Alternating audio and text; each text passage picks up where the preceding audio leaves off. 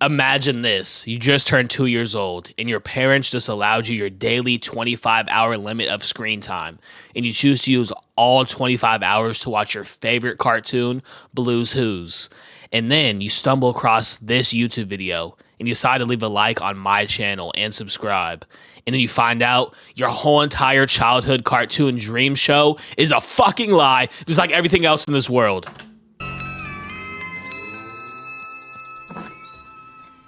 Hi there!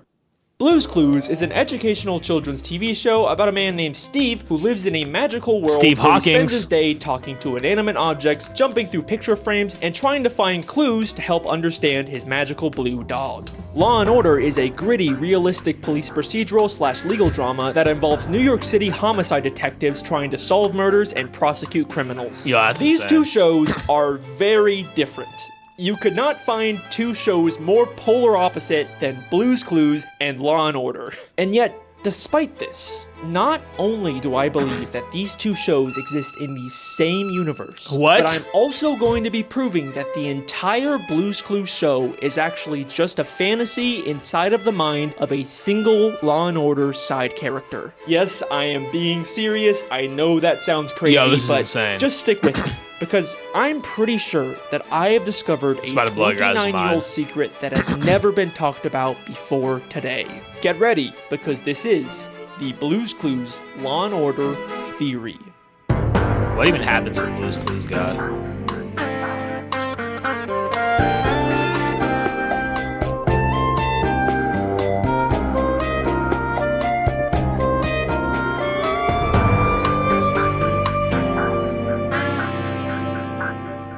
Yo, this is about to be this is about to be crazy.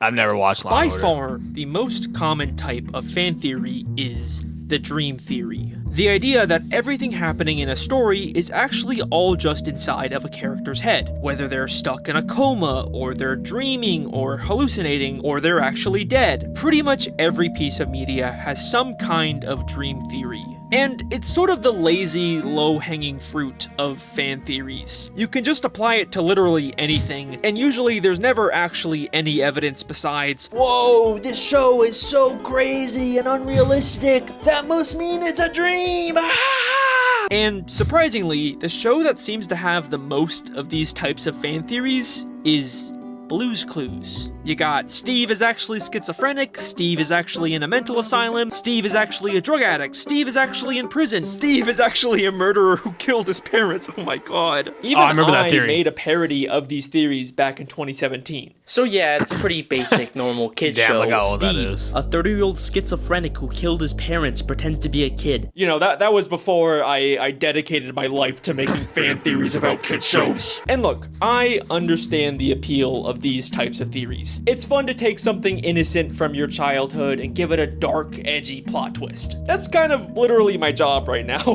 But why are there so many of these theories about specifically Blue's Clues? Well, I think it's How did he get because Steve's shirt? everything I about just this realized. show has always felt fake.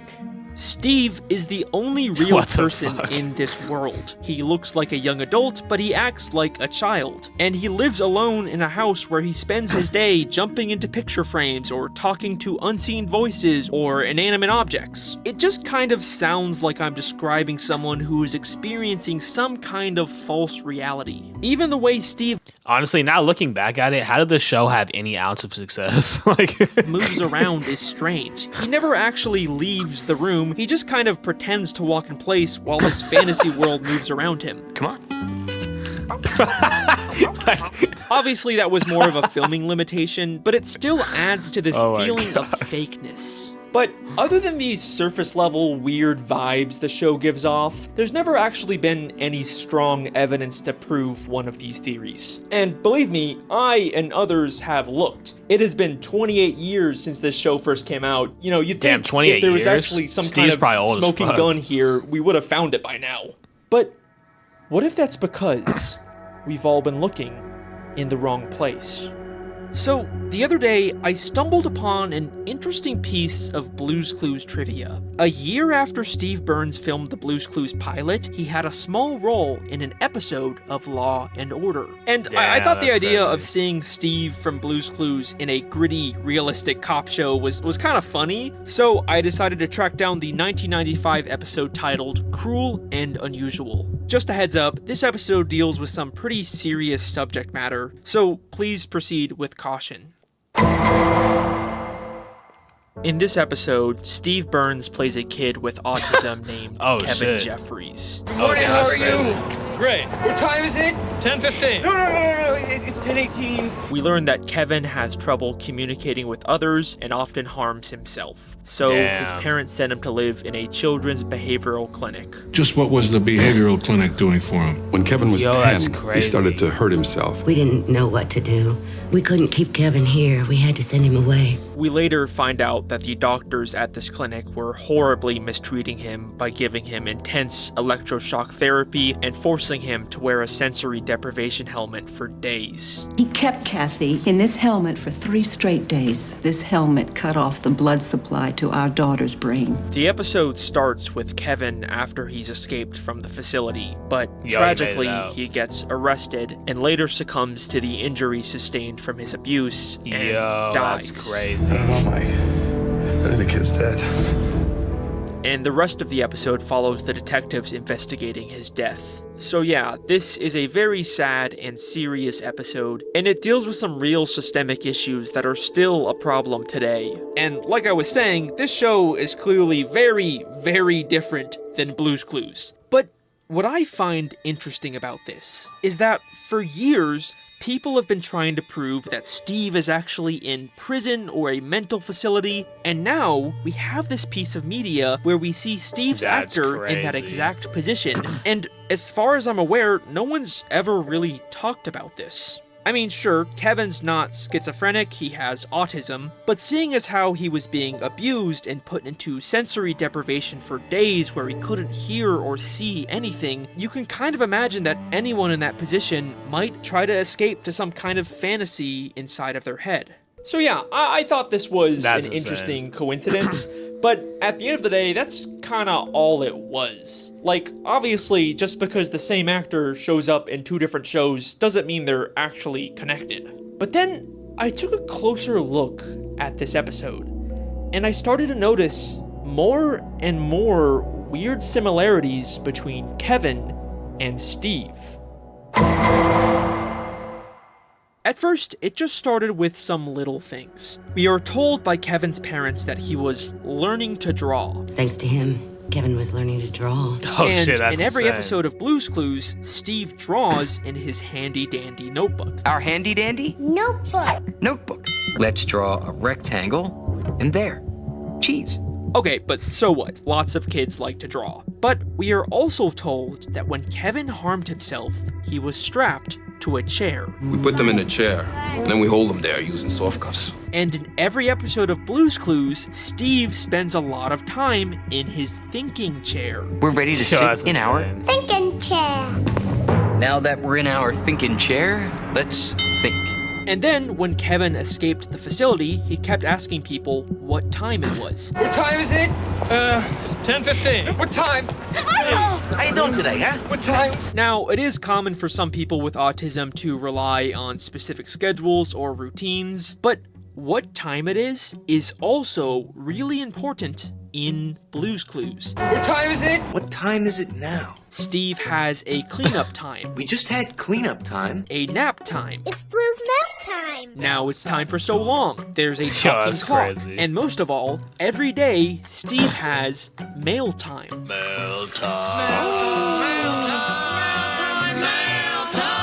Hey, Blue, the mail's here. So yeah, there's some weird similarities here, but nothing actually concrete. I didn't really start to take any of this seriously until I realized. After Kevin escaped, we are told that he went to a movie theater. And guess what he did in the theater. Movie started at 10. He was out of here by 10 after 10. Got out of his seat, walked into the screen. Kevin got out of his seat and tried to walk into the screen. Doesn't that sound exactly like Steve Bluska doing Into a Picture? That's crazy. We can too. Got out of his seat, walked into the screen. This kind of feels like more than a coincidence. So this is when I first started to consider, insane. Is it really possible that Kevin Jeffries from Law & Order is the real Steve, and Blue's Clues is all a fantasy he created to escape his abusive reality? Okay, I know you're not convinced yet, and to be honest, neither was I, but don't worry, we are just getting started. Kevin's behavioral clinic is in New York City, and the one-time characters actually leave the Blue's Clues fantasy world and go to the real world. They end up in New York. Yo, that's crazy. Blue's Clues in New York City? This is epic! Also, in the very first episode of Blue's Clues, we can see a newspaper from the New York Times inside of Steve's house, strongly implying that's actually where he lives. We can also see objects from Blue's Clues in Kevin's life. In Kevin's parents' house, we see a very large salt and pepper shaker, just like Mr. Salt and Mrs. Pepper. Hi, Mr. Salt and Mrs. Pepper. Hello, Steve. Hello, Steve. And in the clinic, we can see a red bucket, just like Steve's friend, Pale. Hello, Pale. Hi, Steve. Also, when Steve left the show to go to college, he left on a blue bus. Yo, that's crazy. That looks just like the bus. And when Kevin escaped the clinic, in his pocket, he had a schedule for the Greyhound. Here you go. Amtrak schedule, Greyhound schedules. Which is also a blue bus. Alright, those are some more interesting connections, but you're probably still not completely sold yet, right? Well, check this out. When Steve eventually left the show to go to college, he was replaced by his younger brother Joe. Oh, hi. It's me, Steve's brother Joe. And later, Joe got replaced by their cousin, Josh. Hi, it's me, Bro, how many Josh. replacements do they And make? not only does Kevin also have a younger brother, but at the clinic, there is a nurse named Joe. What's your name? Joe Garvey. Joe Garvey. You're under arrest for assault. And an occupational therapist named Josh. Take a look at the amended complaint. An occupational therapist, Josh Bingham, was dropped. I think that Kevin is taking aspects from his real life, like the objects or the names of the people working at the clinic, and applying them to his fantasy. Also, this one is less impressive, but the name Kevin is also the name of the Blue's Clues UK host. Hello out there. It's me, Kevin. Also, Yo, there's no way they had check a this UK out. version. Kevin's behavioral clinic has the same initials as Blue's Clues. Huh? That one's also not that impressive, I know. But wait. If this theory is true, crazy. They and have all the of UK this is version. just inside of Kevin's head, then why does the main character of his fantasy keep changing? Hi, come on in. Hi, come on in. Yo, what the Come fuck? on in. Well, at first, I thought maybe Joe and Josh could actually just be from two different kids who took Kevin's spot in the clinic after he died. But the clinic gets shut down at the end of the episode. You made them close the clinic. So they would all have to be from Kevin. But why? Well, we're told that Kevin has tried to escape from the clinic before. Well, we called the police this morning as soon as the clinic told us that Kevin ran away. He's done this before. So what if every time a host leaves Blue's Clues, it's actually Kevin trying to escape the clinic, and when he's inevitably put back inside, He's done this before. his fantasy resets with a new Blue's Clues host. Hi, come on in. Hi, come on in. Hi, come on in. Okay, so there is a surprising amount of connections here. You can't deny that. But it still kind of feels like we're missing something. Like, I can see why Kevin would imagine a fun, colorful world to escape his abuse, but why is Kevin's fantasy so focused on playing a scavenger hunt game with a blue dog? As far as I can tell, there's nothing similar to that in this episode. Well, I think to answer this, we need to take a closer look at what Blue's Clues actually is. Yo, what does he mean by that? At the beginning of the Law & Order episode, Kevin's doctor explained to the detectives why Kevin harmed himself. It's pretty common with some autistic children. It's Frustration because of their inability to communicate. It's frustrations because of his inability to communicate. Now, autism is a spectrum, and it's a lot more complicated and nuanced than the way TV shows like this tend to portray it. But it is true that some people with autism have varying levels of difficulty communicating, and I think this becomes interesting when we take a look at what Blue's Clues actually is. Well, what story should we tell? Great idea. We'll play Blue's Clues to figure out what story Blue wants us to tell. It's a game where you try to crazy. understand Blue, a character who has an inability to communicate. This is literally the entire premise of the show. So I think that this is telling us that Blue represents the side of Kevin who struggles to communicate with others. Okay, but where did the idea for a blue dog come from? Like I said, I couldn't find any references to dogs in this episode. The closest visual was this vaguely blue drawing in Kevin's room that I can't really make out, or this teddy bear that kind of had a similar pattern to Blue, but nothing really concrete, which is weird because Blue is such a major part of this fantasy. But then I realized it doesn't matter if we can't find a direct connection, because in Blue's Clues, Steve didn't actually adopt Blue. In a flashback episode of Blue's Clues, we learned that when Steve was younger, he read a book about a blue dog. It's a book about a puppy. Which caused Blue to magically come to life. Yeah, that's crazy. And I think this is also probably what happened with Kevin. We see that the children's behavioral clinic is full of what we can reasonably assume are children's books. Maybe there's a book in here that also gave Kevin the idea for a blue dog, just like Steve. In fact, this idea of a children's book giving Kevin ideas for his fantasy is exactly what we see at the start of the Blue's Clues intro.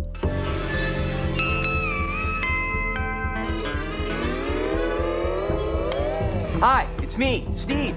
Every single episode of Blue's Clues starts with a stack of children's books in the real world, before going inside of a book called Blue's Clues, where the episode takes place. The show literally tells us every episode that Steve's world is fake and comes from a book. And I think this real world full of children's books is actually the Law & Order Behavioral Clinic. And if this is true, that also means that there's probably a book literally called Blue's Clues in the clinic that Kevin is basing his fantasy off of. So even if we never see a blue dog or even hear the name Steve in this Law & Order episode, Kevin still could have gotten all of those ideas from an existing Blue's Clues book in the clinic. Now, the only thing that doesn't really fit with this idea is mail time. Hello, mailbox. Hi, Steve. Have I got a letter for you? Sure, maybe the talking purple mailbox was just something from the book, but there's no way Steve watching videos of kids in the real world would be something in a children's book. Look, it's a letter from our friends. Hi, Steve. This is where we play with our blocks. This goes that way. So, what are these videos? Well, the behavioral clinic is full of other children. You want to see what a good day is for some of these kids? So, I think these videos are Kevin's perception of the other kids.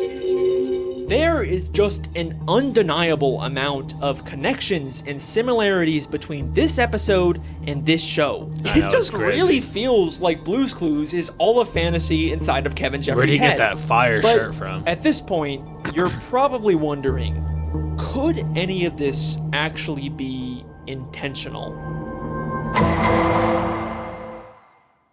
Like, if this theory is true, does that mean that the entire plot of Blue's Clues was actually secretly based on this one random episode of Law & Order? I'll admit, that seems unlikely, especially since this episode came out a year after the Blue's Clues pilot was filmed. I think it's a lot more likely that if this was intentional, then it was probably just the Law & Order creators deciding to secretly connect these two shows on their own. Maybe just because they thought it would be funny, I don't know. Or maybe it's some weird mixture of both, because even years after this episode came out, Blue's Clues does still seem to weirdly line up with it. I honestly don't know. And to be fair, this could all still just be a bunch of weird coincidences, and that's it. But regardless of the creator's intent, it still works, you know? And it makes talking about Blue's Clues a lot more interesting. And at the end of the day, I think that's kind of the point of all of these edgy Blue's Clues fan theories. And this was originally where I planned on ending this video. But there was still one lingering question that was bothering me. If Blue's Clues really is just inside of Kevin Jeffries' head, then what about when Kevin died at the beginning of the episode? I mean, I guess we can just say that the entire Blue's Clues timeline takes place before Kevin's death, and if the show ever gets canceled, then we can just say that that is when Kevin died and the fantasy ended. Wait, Blue's Clues is still going? What if I told you we've already seen Kevin's death inside of Blue's Clues? Yo, what the fuck? So, I recently watched the new Blue's Clues movie from 2022 called Blue's Big City Adventure. Oh, hell no, no, they made a movie. How far are they going to stretch even this? more similarities between this movie and the show, but I believe that this movie is showing us the day that Kevin died and the true end of the Blue's Clues timeline. Yeah, that's insane. So, this movie is about Josh, the newest host of Blue's Clues, going on a big adventure to audition for a Broadway musical in New York City. What is this? We are definitely not in storybook world anymore. It's kind of what you'd expect out of a modern-day Blue's Clues movie. He goes on a journey to the real world and gets lost. There's lots of Yo, what wacky happened to his hijinks, shirt? Why is but it in the blue end, shirt he now? finds his way and gets the part. We want you to be the star of our Broadway show. Yes, of course. Yes. What? But if you watch this movie with this theory in mind, so many things take on a whole new meaning. The first thing that immediately caught me off guard was the opening song. It's a brand new day. This song is about starting the day, and Josh keeps saying, "Good morning." Good morning. Good morning. Good morning, Blue. And literally, the first thing we hear Kevin Jeffries say is, "Good morning." So is Donovan. Good morning, how are you? Despite it clearly being night, we Yeah, that's also crazy. hear this line in Josh's song. This life is just like a beautiful dream. Yo, that was a crazy episode, chat. Like the video, subscribe if you want me to finish the rest of it. And I'll see you guys in the next video. This is crazy, chat. Make sure to comment what you guys think. Follow me on Twitch, JJDTM333. And I'll catch you guys in the next video. That was actually insane. Hey, make sure to turn on post notifications too. Videos are about to go crazy.